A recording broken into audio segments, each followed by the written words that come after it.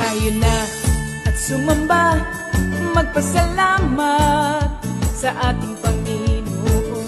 Tayo na't kumanta, sumayaw sa saliw ng tugtugan, kay inang pagmasdan ang nagkakaisa at sama-sama magkakapatid. Tayo na't sumamba, kumanta, tayo na sumamba, sumayaw kay Jesus.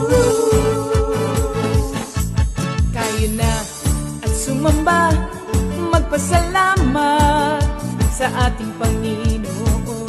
Tayo na't kumanta, sumayaw sa saliw ng tugtugan, kay inang pagmasdan ang nagkakaisa at sama-sama magkakapatid. Kay Jesus ang iyong problema, magdasal, maghintay, magtiwala. Sa oras ng pangangailangan, si Jesus ang katugunan. Si Jesus ang ating Panginoon, kailanman di kanya iiwan. Si Jesus ang ating Panginoon, kasama sa lahat ng oras. Papuri at pasasalamat tanging sa'yo, alay. Tanging sa'yo, alay.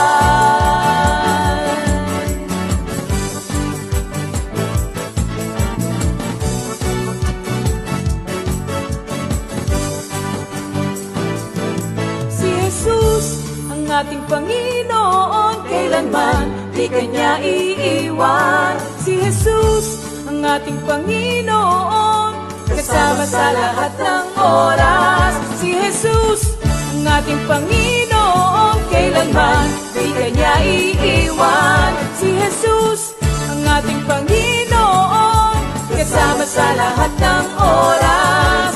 Papuri at pasasalamat tanging sa'yo, alay. Tanging sa'yo, alay.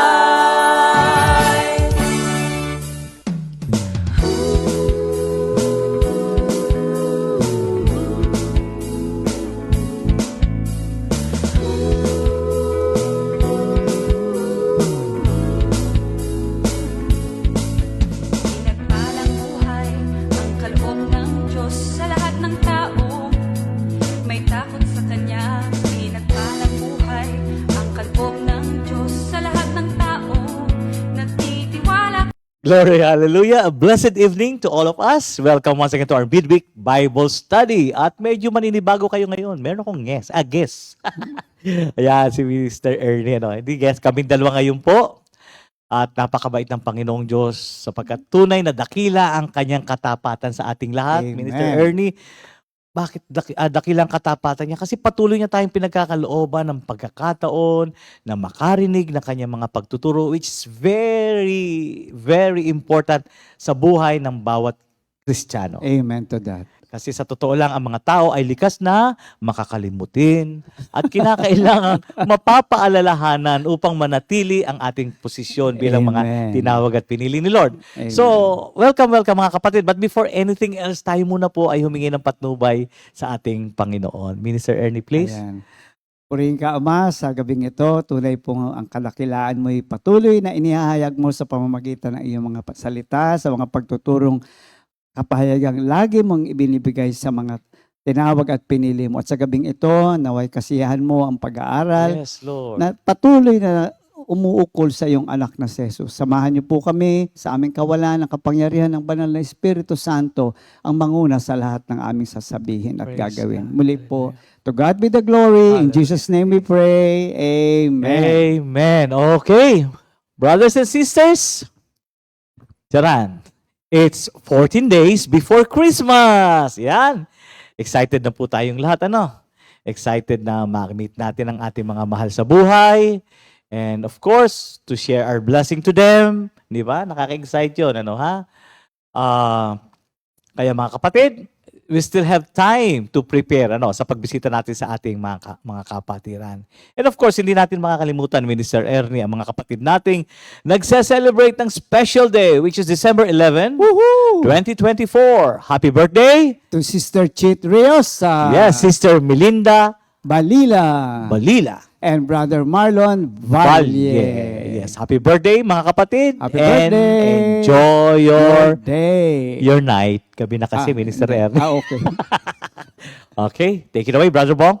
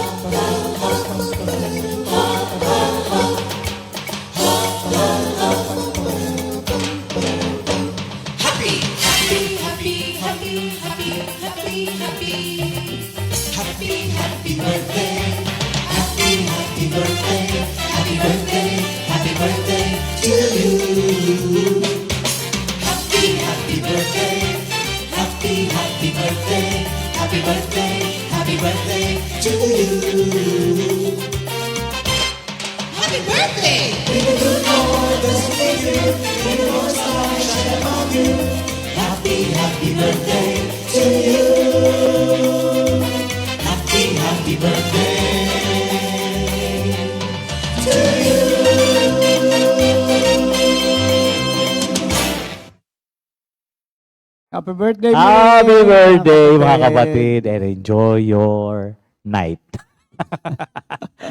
Yan. O sige mga kapatid, at tawagin nyo na yung mga kasama nyo sa bahay upang tayo ay sama-samang magpuri, dakilain ang ating dakilang Diyos. So let's welcome the praise and worship team. Praise God! Magandang gabi po sa ating lahat. Another Wednesday Bible study to study His Word. Thank you, Lord, for this day.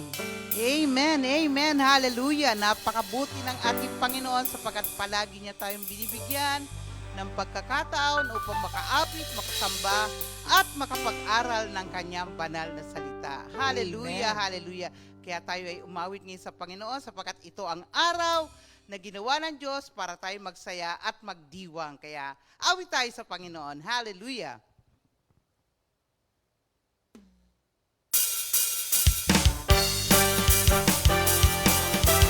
Mahal ko ang Panginoon. Hallelujah.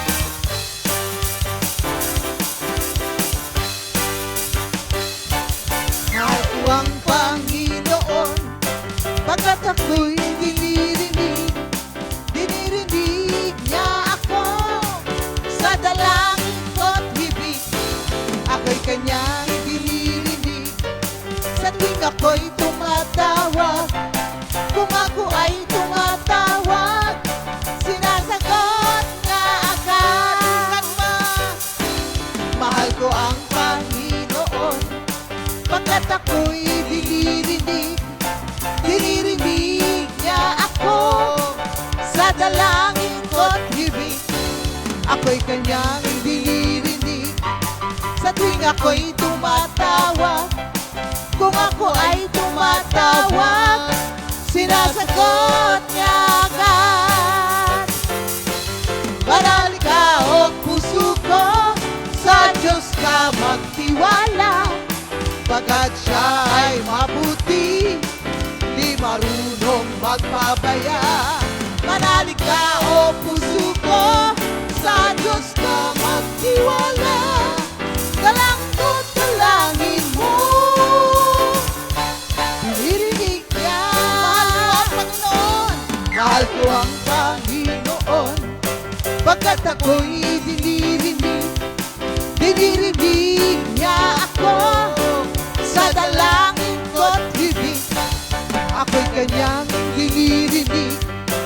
Sa tuwing ako'y tumatawag, kung ako ay tumatawag, sinasagot niya agad.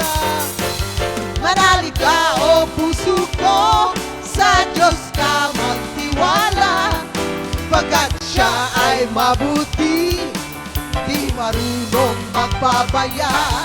Manali ka o puso ko, sa Diyos ka magtiwala, dalangkot dalangin mo, dinirinig niya. Umasa ka sa Diyos, ang mabuti gawin, at mananahan kang ligtas sa lupain. Sa Diyos mo hanapin ang kaligayahan, at ang pangarap mo'y iyong makakamtan. Umasa ka sa Diyos, ang mabuti gawin, at mananahan kang ligtas sa lupain. Sa Diyos mo hanapin ang kaligayahan, at ang pangarap mo'y iyong makakamtan. Si Yahweh ay tapat sa kanyang salita, at maaasahan ang kanyang ginawa.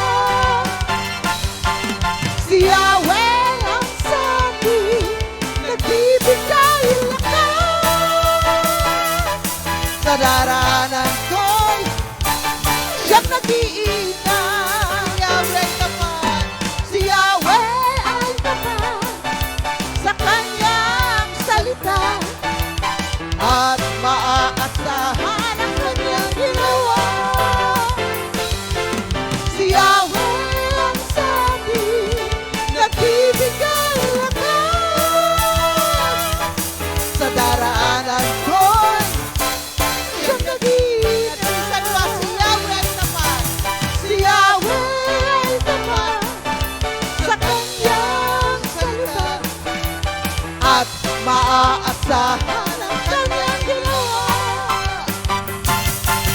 Si Yahweh ang sabi, nagbibigay lakas.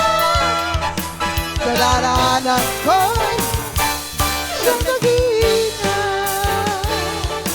Sa daraanan ko'y siyang nag-iingat. Sa daraanan ko'y siyang nag-iingat.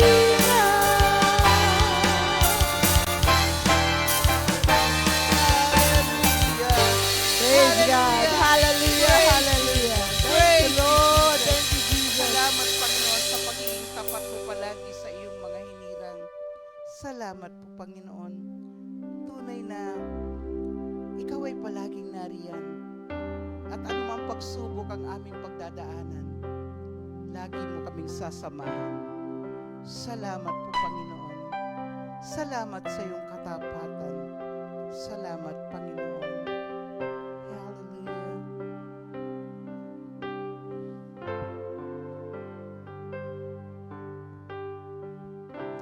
Anumang pagsubok,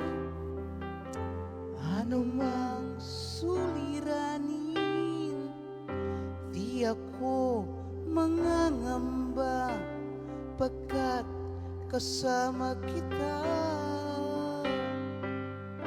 Anumang pagsubok, anumang suliranin, di ako matatakot, pagkat nariyan ka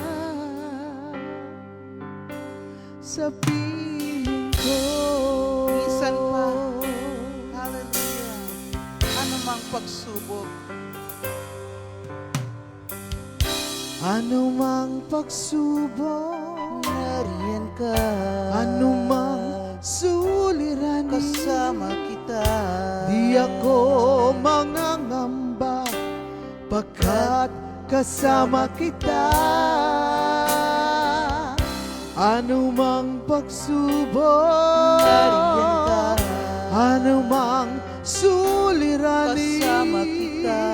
Di ako matatakot pagkat nariyan ka sa piling ko.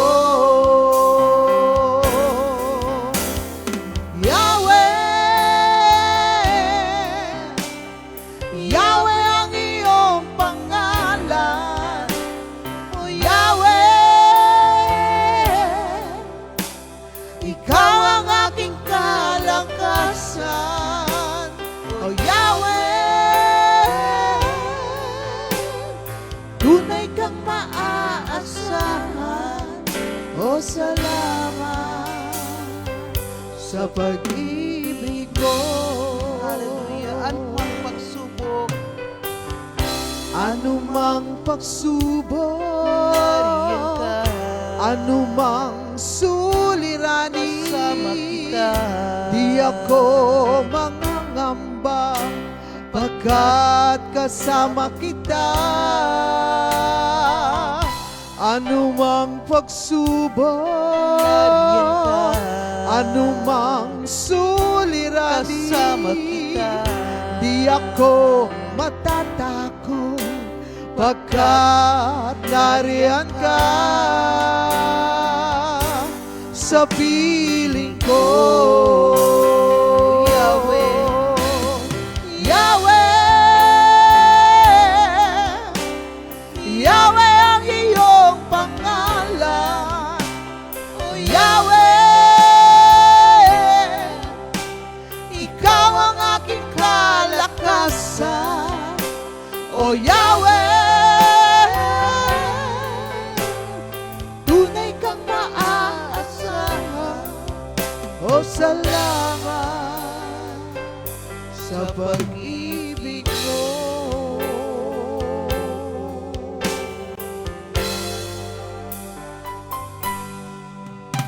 Kay buti mo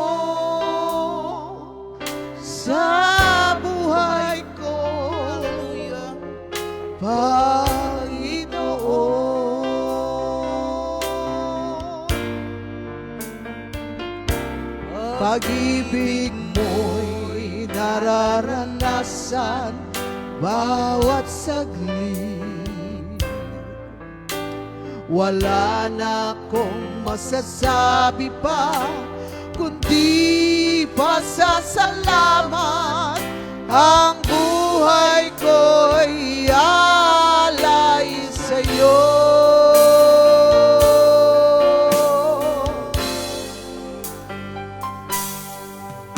Kay buti mo sa buhay ko, Panginoon. Hallelujah. Pag-ibig mo'y nararanasan bawat saglit. Wala na akong masasabi pa kundi pasasalamat. Ang buhay ko'y iaalay sa'yo.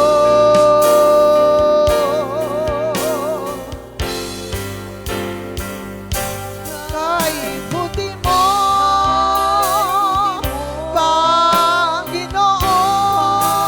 Panginoon, pasasalamat ang handog ko sa'yo. Hallelujah.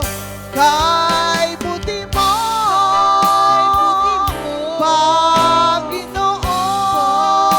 Panginoon, pasasalamat ang handog ko sa iyo. Kay buti mo.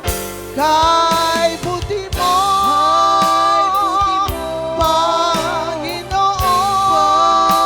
Panginoon, pasasalamat ang handog ko sa iyo.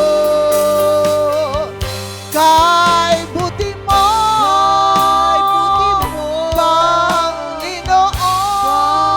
Panginoon, pasasalamat ang handog ko sa iyo. Pasasalamat. Pasasalamat ang handog ko sa iyo. Pasasalamat ang handog ko sa iyo.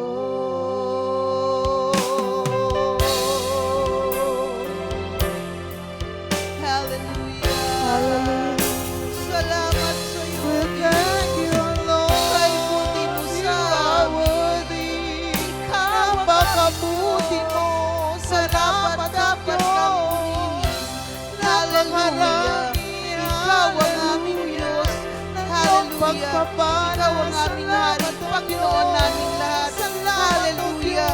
Kay buti mo sa aming Panginoon. Hallelujah.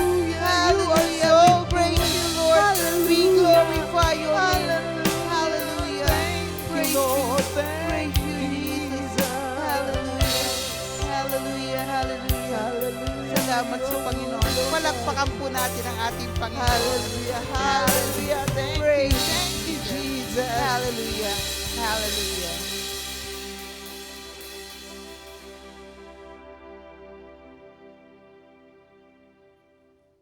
Hallelujah. Praise the Lord. Glory to God. Amen. Napakasarap talagang umawit at magpuri sa ating dakilang Diyos, Minister Ernie. Ano ha? Thank you, Lord. Okay, gamitin mo yung mic mo, Minister Ernie.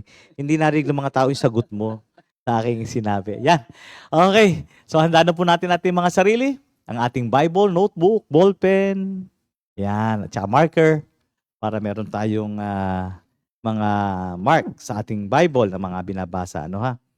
So, ang ating pag-aaral sa pagpapatuloy ng ating pag-aaral sa Romans 4. Ang tatakalakayin po namin sa gabing ito ay Romans 4, 5 to 8. Yan. Babasahin ko po sa wikang Ingles.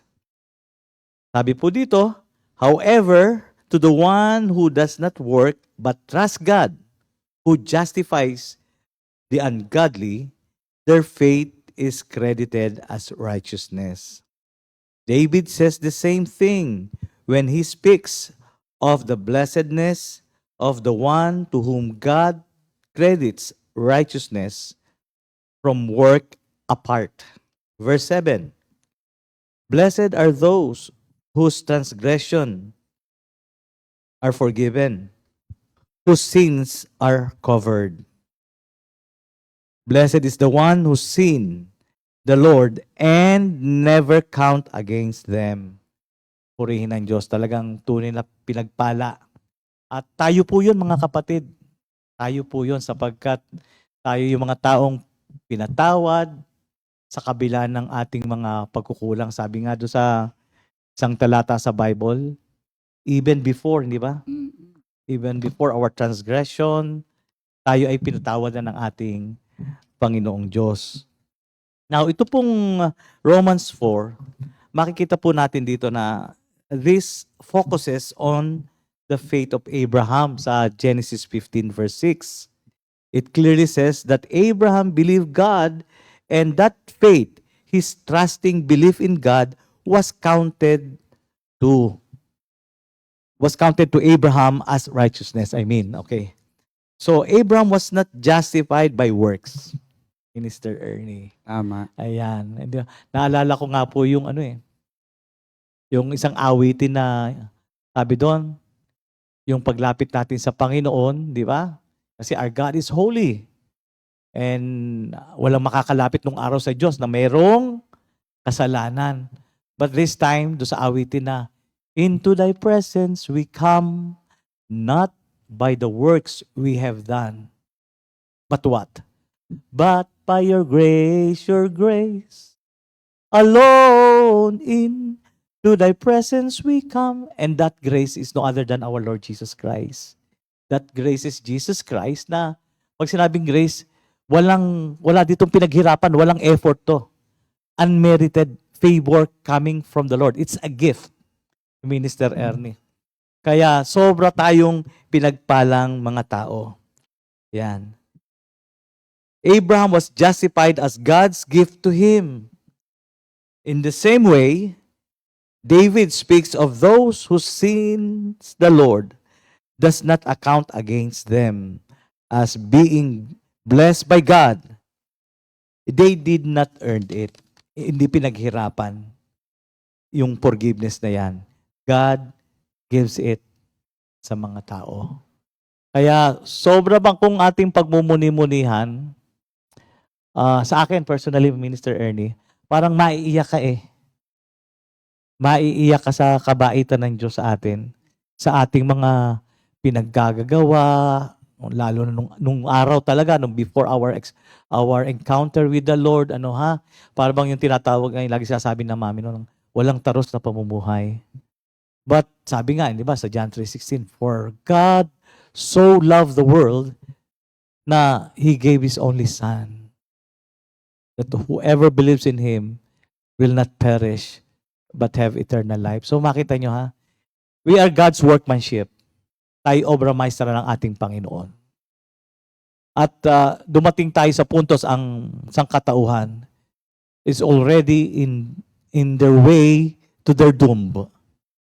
Kapahamakan na talaga ang patungo ng mga tao. Nakita ng Ama yan. Pero dahil sa pagmamahal na yan, sabi nga, it's agape love, na ang Diyos lang ang nakagawa. Yun yung binigay yung bugtong na anak. Kaya itong ating kalagayan, mga kapatid, let us treasure yung ating position na bilang mga tinawag, pinili, hinirang, pinatawad, at nilinis, at patuloy na nagtatamasa ng kagandahang loob ng ating Panginoong Diyos. This I may say that this is how we are blessed, as believers who trust God. The God whom we serve is the same God of Abraham. He is the same God yesterday, today, and forever. He never changed, mga kapatid. Hindi tayo nagkamali ng pagpili at pagsunod sa ating Panginoong Jesucristo. Talagang tunay na tayo ay pinagpala. And tonight, God is speaking to us once again, reminding us of our position in Him as His chosen people, as His creation, and His children that He loved. Ayan. At dito sa verses 7 to 8, Romans 4 verse 7 to 8, this verse shows that people who trust God, trust that God will forgive them their mistakes they have made, are blessed and happy people. Kasi nga naroon ang katiyakan na may kaligtasan kay Kristo Jesus. At meron akong nakitang dalawang bagay dito. Yung dalawang word na forgiveness and faith. Yung forgiveness po, God forgives sins and accept as if they are without sin. Yan. Kasi nga po, nung tinanggap po natin yung ating Panginoong Jesucristo, pag tiningnan na tayo ng Ama, ang nakikita na niya ay hindi na tayo. It is His Son in us. Kaya napakahalaga na tanggapin natin ang ating Panginoong Jesucristo bilang ating Diyos at sariling tagapagligtas. Ganong kabuti ang Diyos. Alam niyo mga kapatid, minsan, mas malupit pa nga yung mga tao eh. Sasabihin, sige, pinatatawad na kita, but still, I know, and experience ko rin po yun. Maski sige, okay na. Pero deep inside your heart, minsan may mga kurot-kurot pa rin eh. Parang isa pa, makakatikim na to. Pero ang ating Panginoong Diyos, hindi ba? Sabi nga doon sa isang verse, God does not keep the record of wrong. Sa computer nga, minsan, na-delete mo na. Akala mo talaga na-delete mo na, pero nandun pa sa trash box na pwedeng lumabas ulit yun. Pero ang Diyos hindi. Di ba? Makikita nga natin yan sa 1 Corinthians 13. He does not keep the record of wrong. Ganong kabait ang ating Panginoong Diyos. Mas malupit pa nga ang mga tao eh. Binibilangan ka, isa pa. Nakakadalwa ka na, nakakatatlo ka na. Mamaya, tatamaan ka na. Di ba? Okay. So, at yung pangalawa, yung una forgiveness, dalawang F po ito. Forgiveness at yung pangalawa po is yung faith. Okay. Faith is the path of being declared righteous by God, not works. Kaya nga yung sinasabi ko nga sa inyo kanina na kasi mawawalan sa isa yung grace na tinatawag kung ang ating kaligtasan, yung ating pagiging matuwid ay bunga ng ating mabubuting gawa, Minister Ernie. Talagang pinakikita ng Diyos, it's everything. No amount of credit belongs to this earthen vessel. Tandaan po natin mga kapatid. We are all nothing without the Lord. Kaya sobra-sobra ang kabaitan ng ating Panginoong Diyos. At makikita rin natin pagka sa mga taong sumusunod, nagtitiwala, at taglay ang katwiran ng Diyos. Ano ha? Kasi Jesus Christ is the righteousness of God. At tayo mga tao, our righteousness is from our Lord Jesus Christ. Di ba? He is all our righteousness. There's nothing we can do but worship Him. Naalala ko yung awitin na yon. Kaya bilang tao, ang ating trabaho lang ay patuloy na sumamba sa ating Panginoong Diyos. But our righteousness, hindi natin pinaghirapan yan. Yan ay bunga ng pananampalatayang yung naniniwala at nagtitiwala sa ating dakilang Diyos. At napakaganda rin itong kalagayan natin. Yung mga reward, may reward to May reward ang mga taong matutuwid. Di ba? Makikita natin yan sa James 5:16. Sabi, the prayer of the righteous availeth much. Sa ibang version, the prayer of the righteous person has a powerful effect. Ngayon, lalo ngayon magpapasko, ang dami nating prayer. Ano ha? So, napakahalaga. Pero hindi lang yun dapat ang maging motivating factor natin. Na dahil may mga kahilingan tayo. Pero whether you like it or not, once we live a life in right standing relationship with our Lord, surely, kasi maski sa buhay natin mga tao, di ba, bilang mga magulang, bilang ama, di ba kapag ang anak mo masunurin, Minister Ernie, maski wala pang hinihingi yung anak mo, nag-iisip ka ng pwede mong maibigay sa iyong anak to make him happy. Tayong mga magulang sa lupa yan. What more our Father in heaven? Nakita niyo mga kapatid, yung format talaga yan Walang pinagkaiba sa family. Kung tayo nalulugod tayo kapag ang anak natin nandun yung paggalang sa atin, pagtitiwala, paniniwala, ay surely, maski hindi pa hinihingi, iniisip mo na kagad ang mga kakailanganin ng mga anak mo. What more our Father in heaven? Ano? So, I may say that we have been declared righteous not because of our good works or obeying the law. Yan, ha? Kasi nung araw, naalala ko, ito yung naging grooming natin na meron tayong activity na kinakailangan, yun nga, magko-confess ka, ganyan, ganito. Kasi pag hindi ka humingi ng tawad, hindi sasagutin yung panalangin mo, hindi sasagutin yung mga pangailangan mo. Yung ganun ba para bang yung anting ko sa Diyos ay masyadong malupit. Ayan. Pero hindi po to ha. Don't hear what I'm not saying Hindi ho to pass para sige magpakasama na lang total naman kasi bibigay naman ni Lord. Mali din po 'yon mga kapatid. So kinakailangan, kasi yung ating relasyon, yung ating pananampalataya sa ating Panginoong Diyos, yung pagtitiwala. Pagka ang isang tao ganap ang pagtitiwala sa ating Panginoong Diyos at paniniwala sa Kanya, susunod sa sinasabi ng Panginoon. At yan ang maglilid sa atin na mamuhay sa katwiran. So automatically, nagaganap natin ang kalooban ng ating Panginoong Diyos. And because of that, unti-unti na nababago yung buhay natin at nawawala na yung ating mga bad habits and bad works na walang ka-effort. Without we knowing it, hindi na pala ako naggaganito, hindi na pala ako nagsisinungaling, hindi na pala ako nagsasalita ng bad, hindi na pala ako nag-iisip na. So meaning to say, walang effort. Hindi ikaw ang nagpumilit na bumait. It's still God's working in us. Kaya nga, God is working on me to do His will. So again, ang ang credit pa rin sa Diyos pa rin. Siya pa rin ang gumagawa ng lahat. Hindi dahil sa batas. Ang batas, sasabihin lang yung mga pagkakamali mo. Pero you don't have the power to change yourself. Still, God. It is the working of God in our life. Amen. Minister Ernie. Kaya nga itong si Paul nung gawin niya itong sa Romans, no? Pinrove niya yung point niya, yung righteousness by faith, no? Sa kay David, no? Doon sa Psalm 32:1-2, basahin ko dito sa Tagalog, sa English, Psalm 32:1-2. Sabi dito, "Blessed is he whose transgression is forgiven, whose sin is covered. Blessed is the man to whom the Lord does not impute iniquity." So makita natin dito,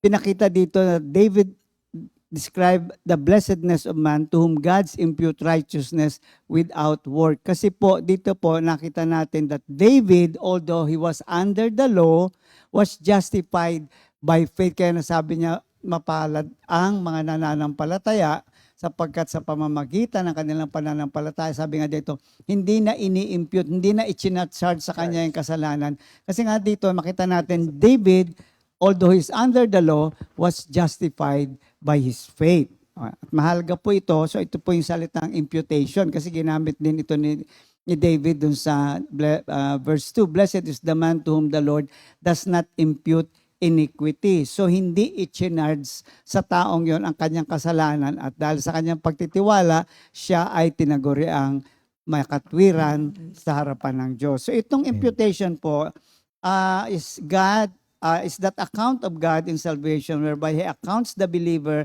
righteous in Christ because Christ bore his sin and because he has properly repented of his sins and met God terms of reconciliation. So ito pong imputation, ang nangyari po dito, God imputed all our sins to a sinless man, and that is Jesus Christ. Yes. And when we accepted Jesus Christ imputed His righteousness to us. Yan laging binabanggit na sinasabi nga nagkaroon ng barter, no? Nagkaroon ng pagpapalit, no? At tandaan natin sa pag-aaral natin, Jesus is the sinless Son of God, Amen.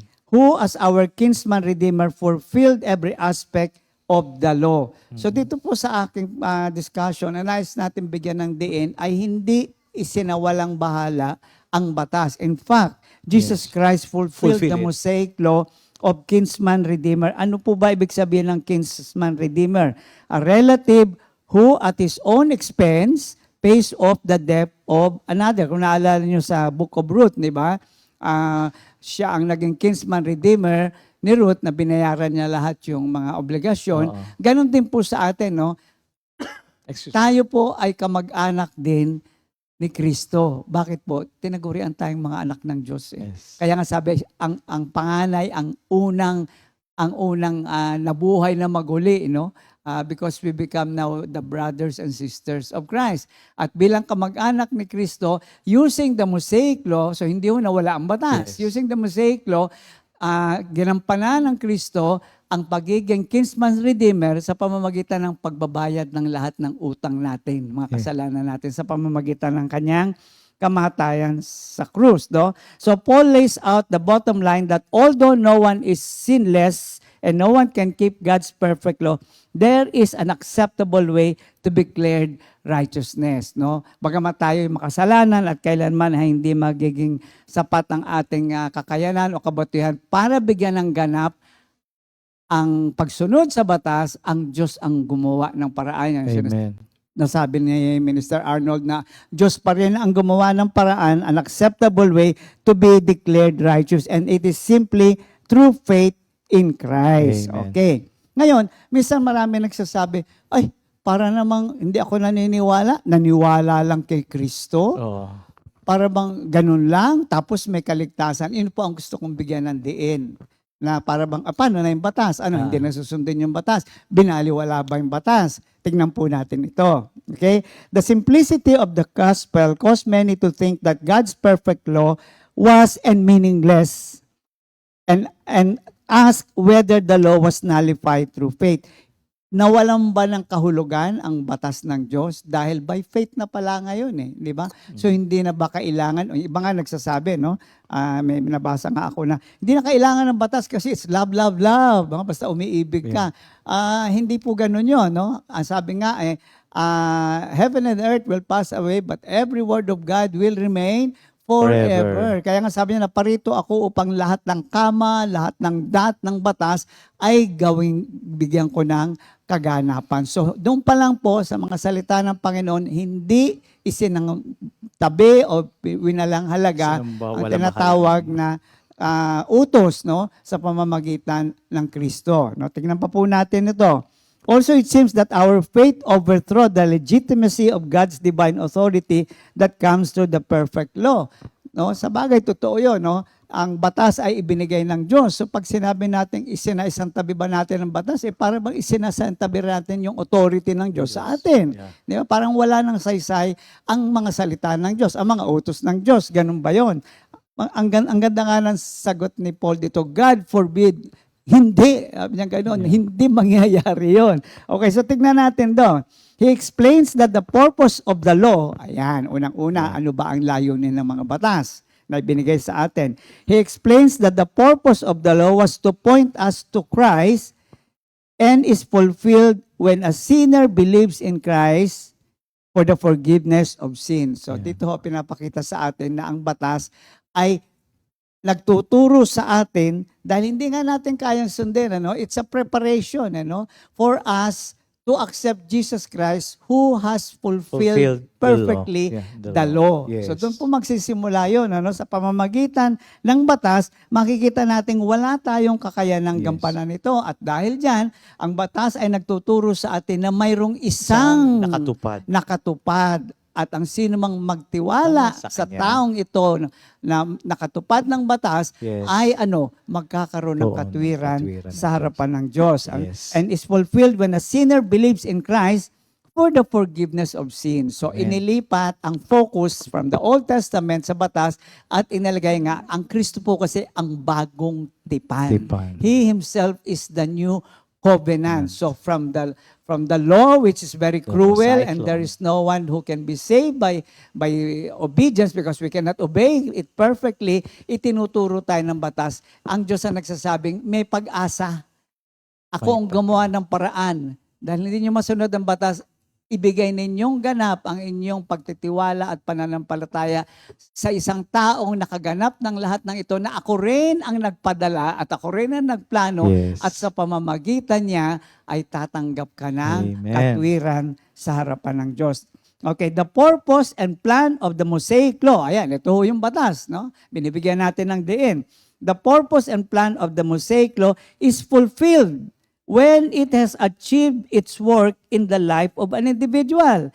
Ang layunin po, ang plano ng Mosaic Law, ito po yung batas na binigay ni Moses sa Lumang Commandment, ay naganap kapag it has achieved its work, naganap ang layunin nito sa buhay ng isang tao kung siya ay tumalikod sa kanyang mga kasalanan, nagsisi at lumapit kay Kristo Jesus. Mahalaga po ito. Minsan po kasi sasabihin, tanggapin mo si Kristo bilang Panginoon. So, delikado po yun.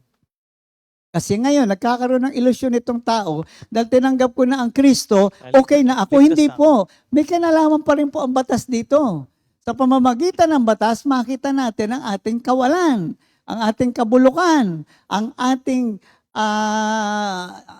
tawag dito, ang ating kawalang kakayanan makasunod sa batas. At sa pamamagitan ng batas, nakita nating makasalanan tayo. Yes. Ang batas ang nag-expose na tayo ay makasalanan at dahil dito, nagkaroon tayo ng pagsisisi. Dahil sa batas. So hindi ho isinasantabi ang batas. Dahil sa batas, nakita natin na ating kabulukan, dumating tayo sa pagsisisi at lumapit tayo kay Kristo kung saan ang nagsasabi sa atin na mismo ng salita ng Diyos na ang sino mang manampalataya sa Kanya ay tatanggap ng kapatawaran at katwiran sa harapan ng Diyos. So naroon pa rin po ang batas, So kapag ito po ay nangyayari, then the Mosaic Law has achieved its purpose when it was given. So bahagi pa rin po ng tinatawag na plano ng Diyos sa kanyang mga batas, itong ating kaligtasan kay Kristo. Kasi kung walang batas, paano ka magsisisi? Yes. Paano mo malalamang makasalanan ka? Okay, yun po pinapakita ni Paul sa atin. No? Far from negating the law, ibig sabihin hindi binibigyan ng walang saysay ang batas, the gospel of Christ upholds the law. Why? First and foremost, ang Kristo lamang ang nagkaroon ng perfect obedience to the law. Amen. Amen. Ang Kristo lang din ang nag-satisfy ng justice of God sa pamamagitan ng kanyang kamatayan at muling pagkabuhay dahil siya lamang ang pwedeng i-offer na tao na kailangan tumanggap ng parusa ng Diyos na dapat nating tanggapin. So yung batas ay sinunod ng Kristo. Amen. Sa pamamagitan ng Kristo, sabi nga, no, death, no, the wages of sin is death. May magbabayad dapat ng kasalanan ng sanlibutan. Batas po 'yun. Natupad po 'yun sa pamamagitan ni Kristo. Amen. At dahil din sa kay Kristo, ano po nangyari? Ang tawag dito, nalubag, tama ba 'yon? Nalubag ang galit ng Diyos sa atin. Naglubag. Naglubag ang galit ng Diyos sa atin. At na-satisfy ang requirement ng law. Law. Bakit? Namatay ang Kristo. Yeah. Maliwanag po. Makita natin dito ang kagandahan ng ating pananampalataya. Okay? So, far from negating the law, the gospel of Christ upholds the law. Binigyan ng pagpapahalaga ang tinatawag na batas. For the death penalty is paid for every man's sin by Christ. Yung death penalty na dapat na danasin natin ng sansinukob ay binayaran ng ating Panginoon. And those who place their trust in His finished work for salvation, instead of trusting their works of righteousness, are saved from death. Ito pa po ang maganda. Dahil na-realize natin tayo makasalanan, wala tayong kakayanang ito ay masunod kahit kailan. Kahit kailan. Tinanggap natin ang plano ng Ama sa pamamagitan ni Kristo Jesus na siyang nakasatisfy sa lahat ng batas. At dahil dito, pinagkatiwala natin ngayon ang katuwiran na natin kay Kristo. So, ang sinasabi natin ngayon, hindi na sa pamamagitan ng aking gawa, hindi na, ay magpapakabait ako, ako'y tutulong sa kapwa, ako'y gagawa ng ganito, para ako'y tanggapin ng Diyos, para ako'y patawarin ng Diyos. Hindi nga ho pwede. Not by good works. Pag sinabi kasing good works, may magagandang gawa. Kasi kung pwede ang magagandang gawa, hindi rin ho kailangan ng Kristo. Kaya nga po ang tanong, ba't pa naman tayo ang Kristo? Pwede naman pala tayong maligtas sa sarili natin. Hindi nga po. Kasi ang sinasabi ng batas, hindi pwede.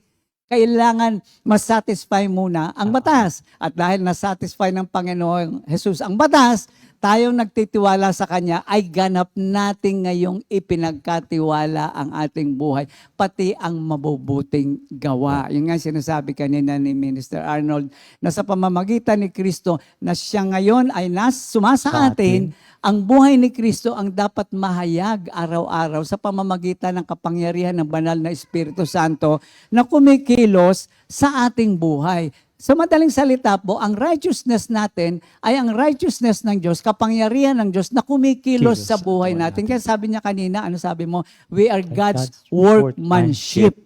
So ang Diyos ngayon ang kumikilos sa atin. At bilang mananampalataya, ganap at buong puso nating isinasaalang-alang ngayon ang buong buhay natin kay Kristo. Kay Kristo. Kaya nga sabi, it's not by works, but by grace. Wala tayong maipagmamalaki. Wala tayong maipagmamalaki. At mga kapatid, tandaan natin, although we are Christians, we're still sinners. Yes. No? At kung hindi natin naiintindihan itong ating pananampalataya, sasabihin mo, bayad na pala di sige, pwede na akong gumawa ng wala. Yung sinasabi mo kanina, hindi ho ganoon. Tayo iniligtas upang tayo yung makapamuhay ng isang buhay na kasiyasiya sa Diyos sa awa at grasya niya. Kaya nga po tayo ngayon ay nabubuhay na lamang sa awa at grasya ng Diyos. No? Mahalaga po ito kasi minsan akala ng tao, may isang brother nga nagsabi na nabasa daw niya sa Revelations 22, sabi niya yung aklat ng the Book of Life. Tapos tinanong niya ang sarili niya, makakasama, Christian na to ha, Yes. makakasama kaya ako dito, maliligtas kaya ako. May doubt pa rin. Kasi sabi ko sa kanya, kung ang hugot natin sa kaligtasan ay sarili Sarili natin, natin. ayan na naman ang Oo. works. Ang hugot natin ay sa awa at, At grasya grasya. ng Diyos. Sabi nga ni Paul, if you put your confidence in Christ, Christ, then you are also so confident confident of your of salvation. salvation. Maunawaan po natin. And finally, Christ took the punishment we deserve under the law. Tandaan natin. So, andun ang batas. The curse of the law has been lifted from those who trust Him. So, ang sumpa ng batas ay wala na sa sinumang nananampalataya kay Kristo Jesus. Iniligtas na tayo sa sumpa ng batas. At ano sumpa ng batas? Kamatayan. Dahil wala makasunod eh. Inalis niya tayo doon. Kaya nga there is no more condemnation to those who are in Christ. Sinasabi mo kanina, napakaganda ng posisyon natin. Yeah. Wala na ang tinatawag ng sumpa ng batas sa atin sapagkat pinalaya na tayo ni Kristo bunga ng kanyang kamatayan. Instead of being under the condemnation of the law because of our sins, we are free from the curse of the law and God's condemnation because we have trusted Christ. So, yun po ang ibig sabihin na maniwala ka kay Kristo. Kailangan ho naintindihan natin ito kasi kundi maraming tanong. Oo, marami tanong. Kailangan maintindihan natin yung proseso na dinaanan ng Panginoon at nakikita natin dito. So, ibig sabihin, paano yung batas? Mga kapatid, ang batas ay naririyan pa rin. Andyan pa rin. Sabi, hindi, love na lang. Paano ka maglalab? Hindi mo alam kung anong gagawin mo. Kaya nga ang batas ay direction, guidance for us na ito ang love. Huwag mong nanakawan at huwag mong gugulangan yung kapwa mo. Tama. Batas yun, di ba? So, kailangan pa rin po natin ng batas. Bagamat wala na tayo sa ilalim ng kapangyarihan ng batas. Wala na tayo sa tinatawag na pagkaalipin sa batas, pinalaya na tayo doon. At kaya tayo ngayon ay bubuhay kasi na malaya na tayo, nakakapamuhay tayo ng maayos. Mga tayo nagkakamali at nagkakasala. Kasi we are now covered by the grace and mercy of God, not of the condemnation of the law. We are justified by God through faith in Jesus Christ. Christ. In Jesus' name we pray. Amen. Thank you, Lord. Lord. Thank you, Jesus. Sige po. Napakabuti ng ating Panginoon talaga, ano ha? Okay, thank you, Lord. So, ikaw naman mag-closing prayer. Hallelujah, hallelujah, hallelujah. Thank you, Lord. Into thy presence we come, not by the works we have done, but by your grace. Kaya Panginoon, patuloy niyo po kaming gabayan, patnubayan, sa pamagitan ng iyong grasya na nasa sa amin, pamagitan ng iyong banal na Espiritu, who is always with us, to guide us, to lead us, in our right standing relationship with you, Father God. Salamat sa iyong anak na pinagkaloob sa amin ng Panginoong Hesukristo na siyang nagligtas sa amin. Lord, tunay na dakila ang iyong katapatan. Tunay na dakila ang iyong pag-ibig sa amin. Maraming salamat, Ama, sa iyong pagpili sa amin. Patuloy niyo po kaming gamitin sa ikaluluwalhati na iyong pangalan. Araw-araw, sa aming mga gawain, Lord, kayo na po ang manguna sa amin. Salamat, Ama, sa gabing ito na pinagkaloob mo sa amin. Salamat sa biyaya ng buhay, sa kaalaman, sa kapahayagan. Ama, kulang ang salita para ipahayag namin ang aming taus-pusong pasasalamat sa iyo. Kaya ang lahat ng ito ay samot dalangin namin sa matamis na pangalan ng iyong anak na si Jesus. Amen. God bless us all. God bless po. See you Thank you, again. Lord. 2 Timothy